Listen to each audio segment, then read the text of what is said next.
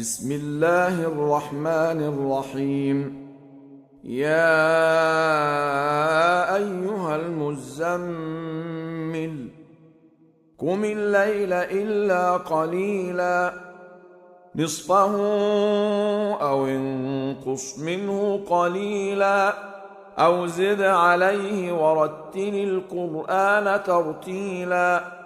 إنا سنلقي عليك قولا ثقيلا إن ناشئة الليل هي أشد وطئا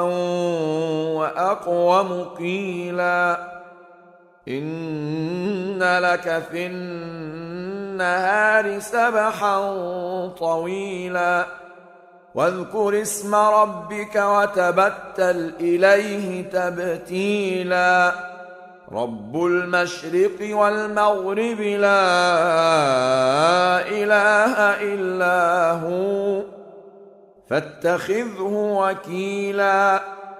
واصبر على ما يقولون واهجرهم هجرا جميلا وذرني والمكذبين أولي النعمة ومهلهم قليلا إن لدينا أنكالا وجحيما وطعاما ذا غصة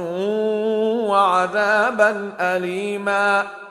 يوم ترجف الأرض والجبال وكانت الجبال كثيبا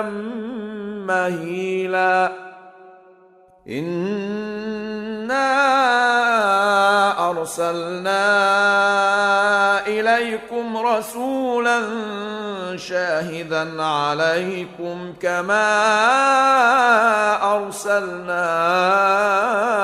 إلى فرعون رسولا فعصى فرعون الرسول فأخذناه أخذا وبيلا فكيف تتقون إن كفرتم يوما يجعل الولدان شيبا السماء منفطر به كان وعده مفعولا إن هذه تذكرة فمن شاء اتخذ إلى ربه سبيلا إن ربك يعلم أنك تقوم أدنى من ثلثي الليل ونصفه وثلثه وطائفة من الذين معك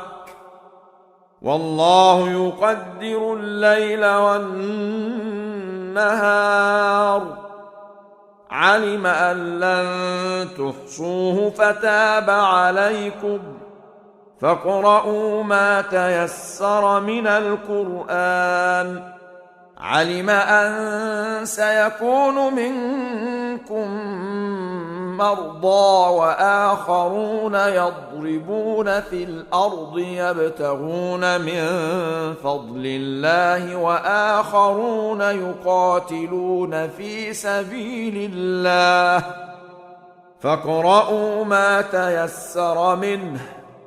وأقيموا الصلاة وآتوا الزكاة وأقرضوا الله قرضا حسنا وما تقدموا لأنفسكم من خير تجدوه عند الله هو خيرا وأعظم أجرا واستغفروا الله إن الله غفور رحيم.